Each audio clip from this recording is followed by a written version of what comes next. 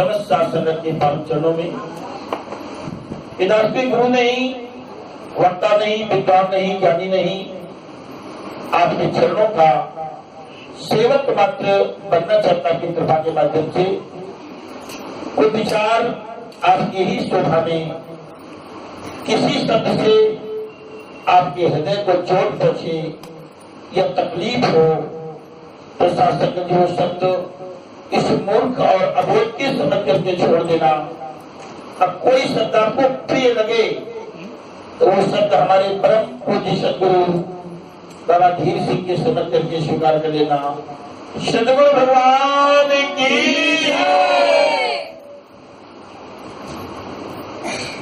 आगे बढ़ा दो।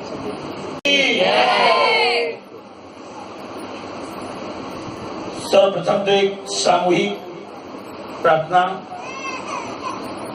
अपने उन तमाम बंधु बांधवों के लिए, उन तमाम प्रेमी जनों के लिए जो आपके चरणों में कोई अरदास लगा करके बैठे हैं। हमारे बीच एक बालक आया हुआ है दिल्ली से, बहुत पुराना परिवार जुड़ा है आपका। माता गायत्री जी शायद हैं रतनपुर से, चौहान परिवार से, उनका बहन का बेटा है। शारीरिक वेदना है और तमाम, सोचिए राजधानी में रहकर के कितना इसका इलाज हुआ होगा और डॉक्टर कहते कुछ नहीं है। हमने भी कह दिया भाई आपसे तो नहीं रटो, तुमको कुछ नहीं है, और सारी साथ संगत के इसको कुछ नहीं है, तो जो होगा सब कुछ नहीं में बदल जाएगा। और एक बहन विद्यावती आपकी संगत से हैं, इस समय हॉस्पिटल में है। ताप है शरीर का, दैहिक दैविक भौतिक, उसी में दैहिक ताप से विद्या सोनी आपका भी बेटा इस समय हॉस्पिटल में है। विद्या गौरी आपकी भी प्रार्थना है। और हमारे बीच में कितने लोग हैं, कोई दैहिक ताप से तपता हुआ, कोई दैविक ताप से तपता हुआ और कोई भौतिक ताप से तपता हुआ। और कितने दूर बैठे हमारे प्रियजन। और जो एक आपका स्वभाव है कि सर्वे भवन्ति सुखिना और सर्वे सन्ति निरामया, तो संपूर्ण जगत, जितना भी प्राणी जगत है, चल और अचल, हम सब एक पिता की संतानें हैं। सभी के कल्याण के लिए, लोक कल्याणार्थ, और इनकी अरदास आपके चरणों में लगी है। सभी के लिए एक सामूहिक प्रार्थना, सहयोग करेंगे आप। प्रार्थना में वो सामर्थ होती है और वो प्रार्थना और प्रभावशाली हो जाती है जो दूसरों के लिए की जाती है। और दूसरों के लिए की गई प्रार्थना हमें इतना संबल प्रदान करती है, इतने में ऊर्जा देती है कि हमारे लिए भी संसार में कुछ दुर्लभ नहीं, सब सुलभ हो जाता है। तो एक जयकारे के रूप में ये प्रार्थना, ऐ सदगुरु, ऐ निरंकार, ऐ सच्चे बादशाह, ऐ जगत के मालिक, ऐ सभी के प्राणपति, तू जानी जान है, तू सामर्थ्यवान है, तू कर्तुम अकर्तुम अन्यथा कर्तुम समर्थ है। तो हो सकता है वो भी कर दे, तो नहीं हो सकता वो भी कर दे, और तू जो चाहे वो कर दे, तो इतना सामर्थ्यवान है। सभी मिलकर के इस निरंकार से प्रार्थना करते हैं कि जिनकी भी अरदास आपके चरणों में लगी है, आप कृपा करके इनकी वेदना का शीघ्र हरण करें। सदगुरु भगवान की, सदगुरु बाबा धीर सिंह महाराज की जय। श्री महताब। गुरु पूर्णिमा पावन पर्व इन महापुरुषों के द्वारा आपको विदित कराया गया। और गुरुमुख को विदित कराने की आवश्यकता नहीं होती, क्योंकि उसका तो निरंतर चिंतन गुरु के गुणगानी का रहता है। कैसे गुरु का गुण गा करके लोगों को बताएं, लोगों को जनाएं कि गुरु की शरणागति कह करके इस लोक को भी सुखी कर लो और परलोक को भी सुहेला कर लो। और जो गुरु की सेवा होती है वो जानते हो, समस्त देव हरि हर आदिक देवता, हरि हर आदिक देवता और पूज्य जगत में जोए, और सदगुरु की सेवा किए और सबकी पूजा होए। सदगुरु की सेवा किए सबकी पूजा होए। पर गुरु की जो सेवा है ये आसान नहीं है। अब आप सोचोगे जब आसान नहीं तो भला हमसे होगी कैसे? मुश्किल है। आसान उनके लिए नहीं है जिनकी मना स्थिति कैसी होती है, पेंडुलम की भांति, कभी इधर कभी उधर। और गुरु का भक्त जो दृढ़ निश्चयी होता है, बड़ी दृढ़ता वाला होता है, उसके लिए सब कुछ सुगम होता है। स्वयं गुरु घट में बैठ करके अपने कार्य को संपादित किया करता है। नाम शिष्य का होता है, काम गुरु का होता है। जो दृढ़ निश्चयी है उनके लिए सब संभव हो जाता है। हम लोग अपनी नकारात्मकता के कारण, अपनी नेगेटिव थिंकिंग के कारण, अपनी नकारात्मक सोच के कारण छोटे से छोटे कार्य को क्या मान लेते हैं? मुश्किल। अरे बड़ा मुश्किल, ये कैसे होगा? भूल जाते हैं हम कि वो भी मानो इसी तरह के शरीर वाले, इसी तरह की आकृति वाले, इसी पंचभौतिक पंच महाभूत के पुतले, जो प्राण तत्व इसमें है, जो परम सत्ता इसमें है, वो इनमें है। लोग चांद पर पहुंचे, मंगल जाने की तैयारी कर रहे हैं, क्या से क्या कार्य कर रहे हैं। हम कोई और नहीं है, हम भी वही है।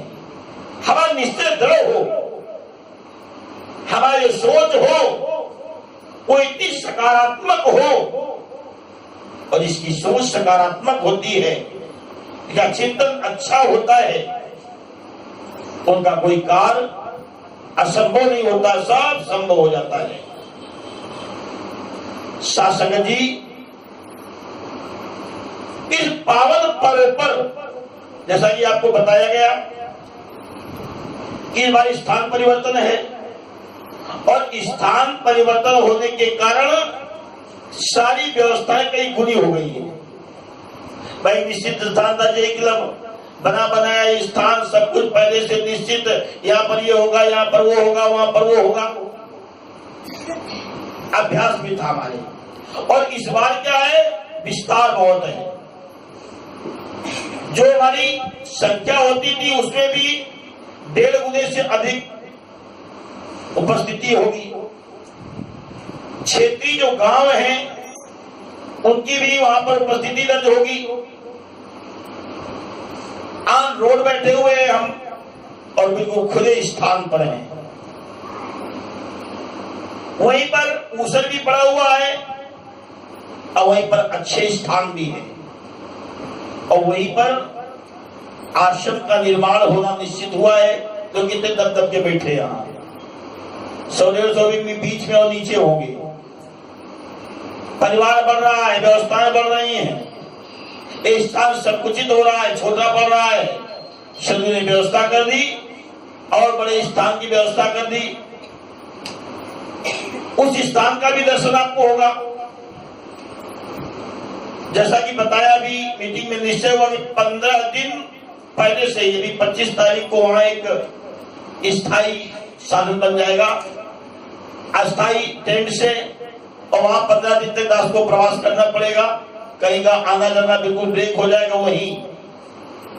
अब आना जाना हमारा ब्रेक, तो आना जाना आपका प्रारंभ हो जाएगा वहीं पर, क्योंकि निश्चित 2 घंटे सुबह 2 घंटे शाम सेवा का कार्य वहां पर करना ही करना है।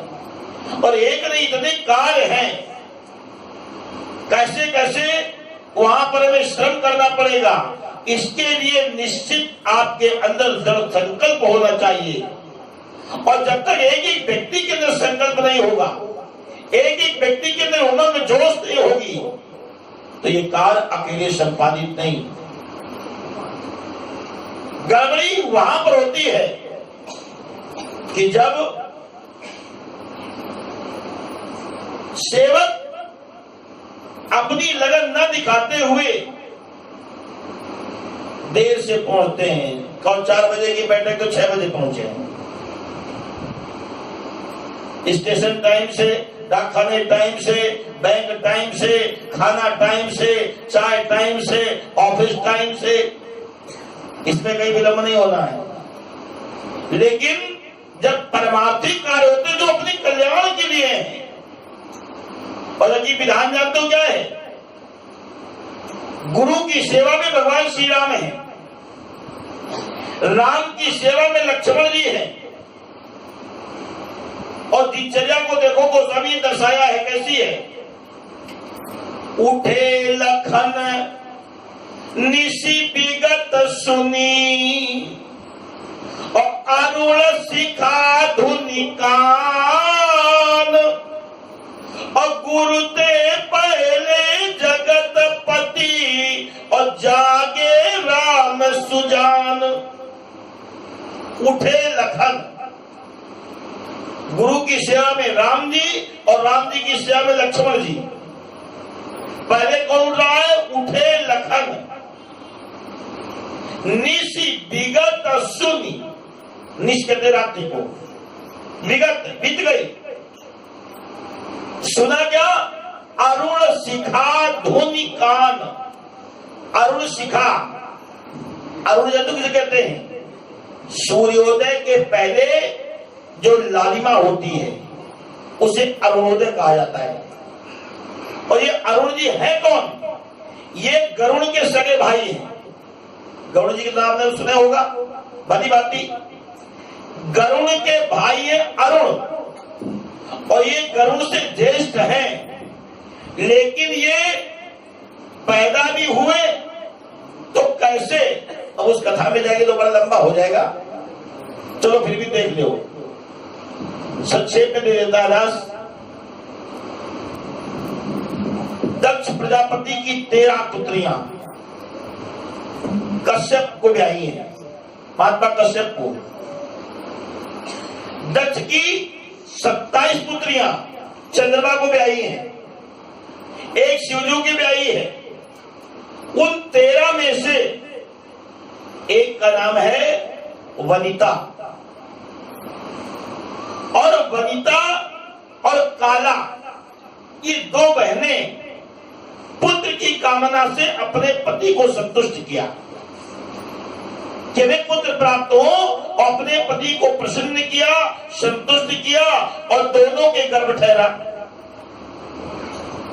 प्रसव काल जब आया तो पहले काला ने 1000 अंडे दिए। चौगुना नहीं सृष्टि के आरंभ काल में, बल्कि भगवान राम तो यहां तक कहते हैं कि अपनी बुद्धि से, अपने विवेक से, अपने चिंतन से जितना जो कुछ तुम सोच सकते हो इस सृष्टि में कहीं ना कहीं गढ़ा जा चुका है। इस सृष्टि में तो तुम सोच सकते हो अपनी बुद्धि विवेक से, इस सृष्टि में कहीं ना कहीं गढ़ा जा चुका है, तो तुम सोच रहे हो। 1000 अंडे दिए,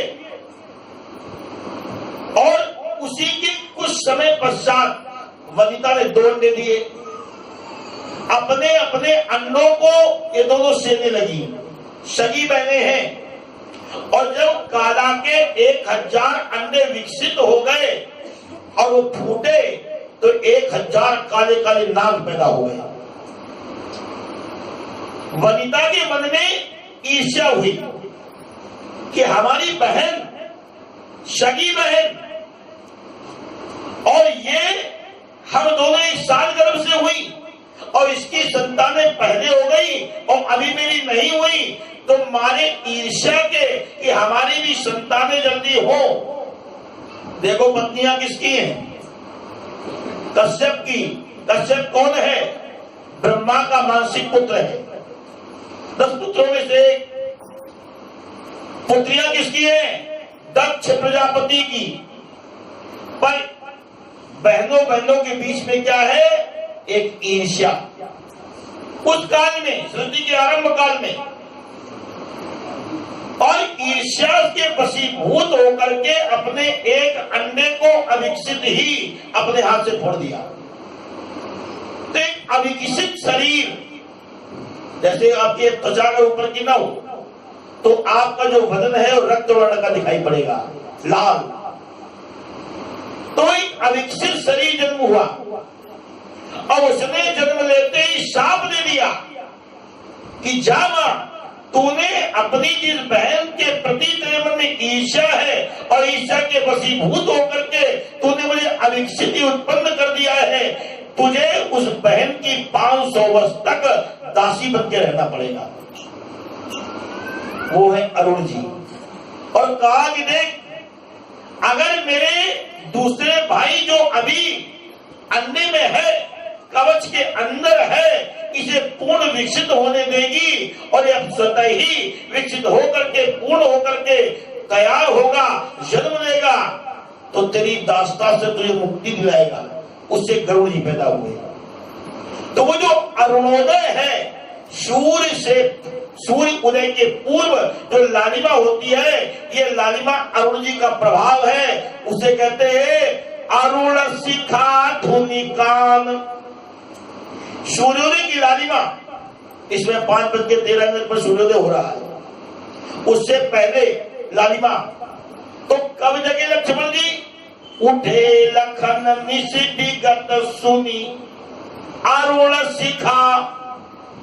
अरुण शिखा किसकी होती है? इस रंग की शिखा, चोटी किसकी होती है? मुर्गे की।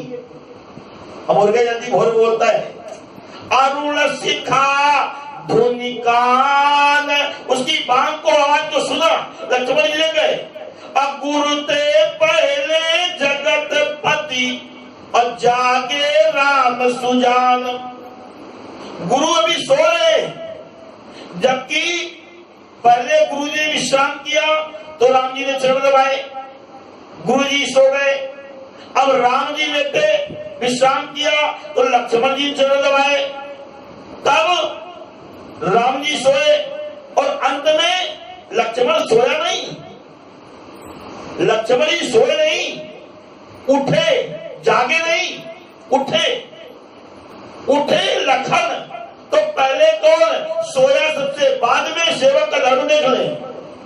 इन बाबा जी पहले जब में बैठे सत्संग में आ गए, चेला आ रहे, आखिर तक विचार में चल गए, 5वां अध्याय खत्म हो जाए, सन घंटा बज जाए, तब चंदा भी 5 मिनट पहुंच चलो।